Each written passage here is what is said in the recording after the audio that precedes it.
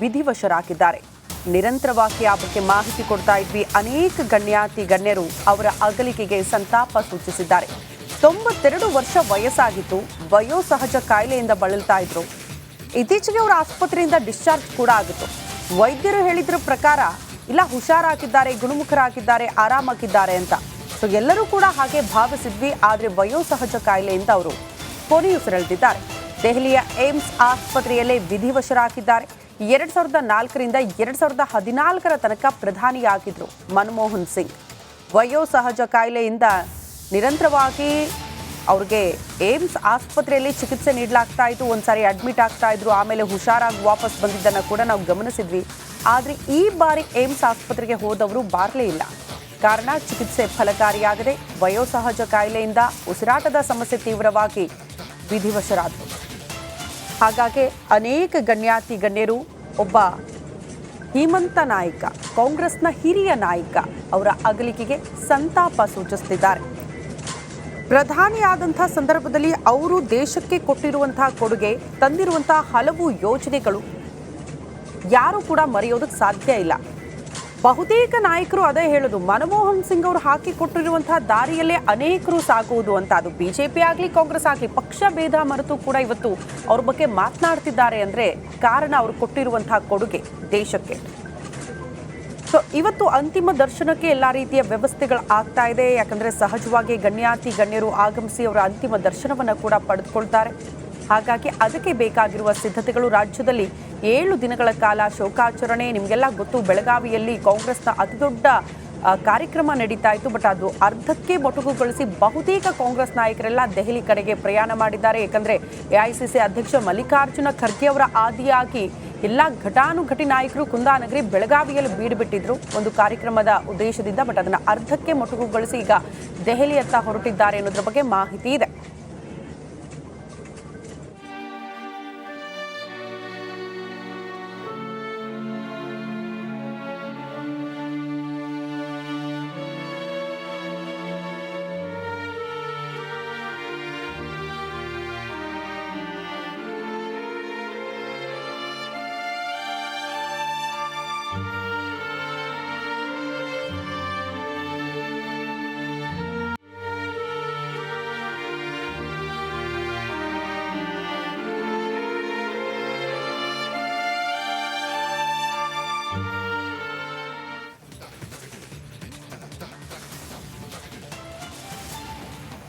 ವ್ಯಕ್ತಿ ಮರೆಯಾದರೂ ವ್ಯಕ್ತಿತ್ವ ಮರೆಯಾಗಲ್ಲ. ಅಂತಹ ವ್ಯಕ್ತಿ ಮತ್ತು ವ್ಯಕ್ತಿತ್ವ ಹೊಂದಿದ ದೇಶದ ಅಸಾಧಾರಣ ವ್ಯಕ್ತಿ ಅಂತ ಅಂದರೆ ಅದು ಆರ್ಥಿಕ ತಜ್ಞ ಮನಮೋಹನ್ ಸಿಂಗ್ ಅಸ್ತಂಗತರಾಗಿದ್ದಾರೆ.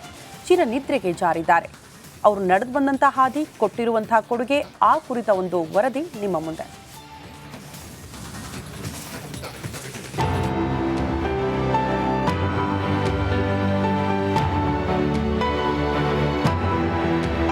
ದೇಶ ಕಂಡ ಅಪ್ರತಿಮ ನಾಯಕ, ಅಪರೂಪದ ರಾಜಕಾರಣಿ, ಸಾಧನೆಗಳ ಸರದಾರ, ಆರ್ಥಿಕ ಸುಧಾರಣೆಯ ಹರಿಕಾರ, ಹಲವು ಜನಪ್ರಿಯ ಯೋಜನೆಗಳ ರೂವಾರಿ ಮಾಜಿ ಪ್ರಧಾನಿ ಡಾಕ್ಟರ್ ಮನಮೋಹನ್ ಸಿಂಗ್ ಇನ್ನೂ ನೆನಪು ಮಾತ್ರ.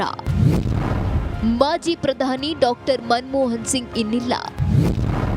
ದೆಹಲಿಯ ಏಮ್ಸ್ ಆಸ್ಪತ್ರೆಯಲ್ಲಿ ಕೊನೆಯುಸಿರು. ತೀವ್ರ ಉಸಿರಾಟದ ತೊಂದರೆಯಿಂದ ಬಳಲ್ತಿದ್ದ ಡಾಕ್ಟರ್ ಮನಮೋಹನ್ ಸಿಂಗ್ ಅವರನ್ನ ದೆಹಲಿಯ ಏಮ್ಸ್ ಆಸ್ಪತ್ರೆಗೆ ದಾಖಲಿಸಲಾಗಿತ್ತು. ತುರ್ತು ನಿಗಾ ಘಟಕದಲ್ಲಿ ಚಿಕಿತ್ಸೆ ನೀಡಲಾಗಿತ್ತು. ಆದರೆ ಚಿಕಿತ್ಸೆ ಫಲಿಸದೆ ತಡರಾತ್ರಿ 9:51ಕ್ಕೆ ಕೊನೆಯುಸಿರೆಳೆದಿದ್ದಾರೆ.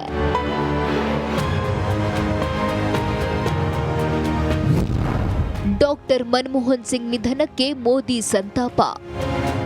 ಮನಮೋಹನ್ ಸಿಂಗ್ ಅವರ ನಿಧನಕ್ಕೆ ಪ್ರಧಾನಿ ನರೇಂದ್ರ ಮೋದಿ ಸಂತಾಪ ಸೂಚಿಸಿದ್ದಾರೆ.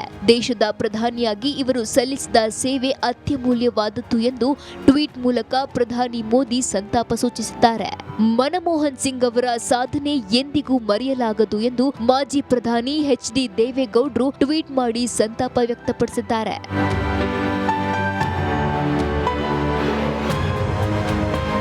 ಇನ್ನು ಏಮ್ಸ್ ಆಸ್ಪತ್ರೆಗೆ ಪ್ರಧಾನಿ ಮೋದಿ ಸೇರಿದಂತೆ ಅನೇಕ ನಾಯಕರು ಭೇಟಿ ನೀಡಿ ಅಂತಿಮ ದರ್ಶನ ಪಡೆದರು. ಅಲ್ಲದೆ ದೇಶಾದ್ಯಂತ 7 ದಿನಗಳ ಕಾಲ ಶೋಕಾಚರಣೆಯನ್ನ ಘೋಷಿಸಲಾಗಿದೆ. Bureau report, republic Kannada.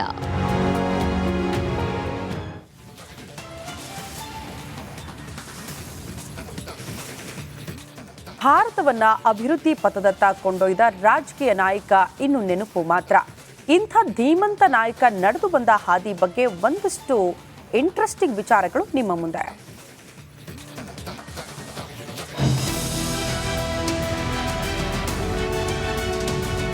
ಭಾರತವನ್ನ ಅಭಿವೃದ್ಧಿ ಪಥದತ್ತ ಕೊಂಡೊಯ್ದ ರಾಜಕೀಯ ನಾಯಕ, ದೇಶದ ಆರ್ಥಿಕತೆಯನ್ನ ಸುಧಾರಿಸಿದ ಅರ್ಥಶಾಸ್ತ್ರಜ್ಞ, ಹಿಂದೂಸ್ತಾನವನ್ನ ಪೋಲಿಯೋ ಮುಕ್ತವನ್ನಾಗಿಸಿದ ವೈದ್ಯ, ಚಂದ್ರಯಾನ ಮಂಗಳಯಾನದ ಕನಸುಗಾರ.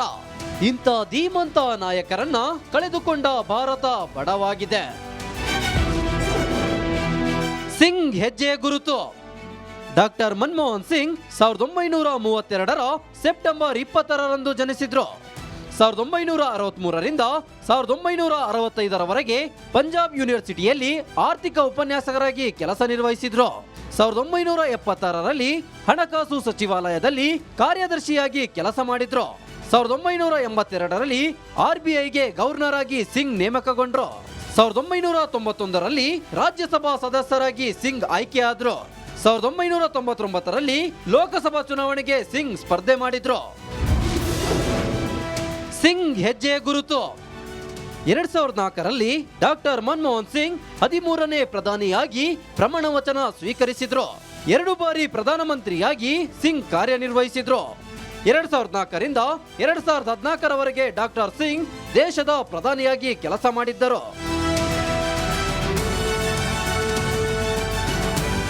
ಇಂಥ ಅಪರೂಪದ ರಾಜಕಾರಣಿಯನ್ನ ಪಡೆಯೋಕೆ ನಿಜಕ್ಕೂ ಭಾರತ ಪುಣ್ಯ ಮಾಡಿತ್ತು ಅಂದ್ರೂ ತಪ್ಪಾಗೋದಿಲ್ಲ. ಡಾಕ್ಟರ್ ಮನಮೋಹನ್ ಸಿಂಗ್ ಅಭಿವೃದ್ಧಿ ಕಾರ್ಯ ಎಂದಿಗೂ ಅಜರಾಮರ. Bureau report, republic Kannada.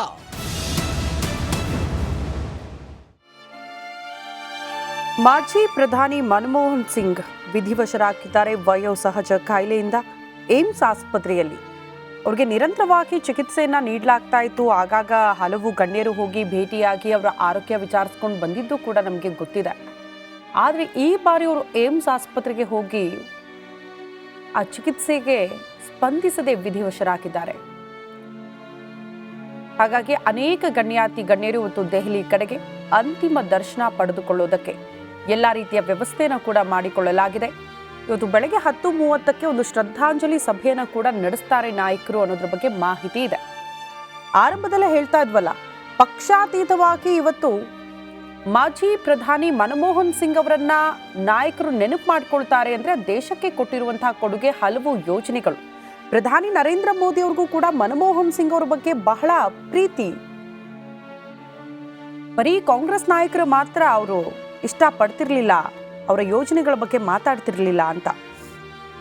ಭಾರತೀಯ ಅರ್ಥವ್ಯವಸ್ಥೆಯ ದಿಕ್ಕನ್ನ ಬದಲಾಯಿಸಿರುವ ರೂವಾರಿ ಯಾರು ಅಂತ ಕೇಳಿದ್ರೆ ನೀವು, ಇದೇ ಮಾಜಿ ಪ್ರಧಾನಿ ಡಾಕ್ಟರ್ ಮನಮೋಹನ್ ಸಿಂಗ್ ಅವರು. ಅನೇಕ ಕಾಂಗ್ರೆಸ್ ನಾಯಕರು ಹೇಗೆ ಅವ್ರನ್ನ ನೆನಪು ಮಾಡ್ಕೊಳ್ತಾರ ಅಂದಾಗ ಇದೇ ವಿಚಾರವನ್ನ ಪ್ರಸ್ತಾಪ ಮಾಡ್ತಾ ಇದ್ರು. ಭಾರತೀಯ ಅರ್ಥವ್ಯವಸ್ಥೆಯ ದಿಕ್ಕನ್ನ ಬದಲಾಯಿಸಿರುವ ಧೀಮಂತ ನಾಯಕ ಅವರು. ತಮ್ಮ ಆಡಳಿತಾವಧಿಯಲ್ಲಿ ಹಲವು ಜನಪರ ಯೋಜನೆಗಳನ್ನ ಜಾರಿಗೆ ತಂದಿದ್ದು ಈ ಸಮಯದಲ್ಲಿ ನಾವು ನೆನಪು ಮಾಡ್ಕೊಳ್ಬೇಕು ಅಂತ ಹಲವು ಕಾಂಗ್ರೆಸ್ ನಾಯಕರು